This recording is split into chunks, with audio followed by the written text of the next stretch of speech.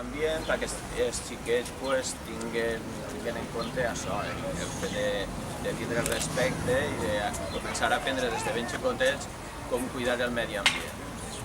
Cuidar el medi ambient és molt senzill, n'hi ha que recordar tres paraules que comencen per R i per tant és molt fàcil en recordar-se, que és reciclar, reduir i reutilitzar. Molt bé, doncs si se'n recordeu d'aquestes tres paraules, si les poseu en pràctica, cuidareu el medi ambient i això ens beneficiarà a tots.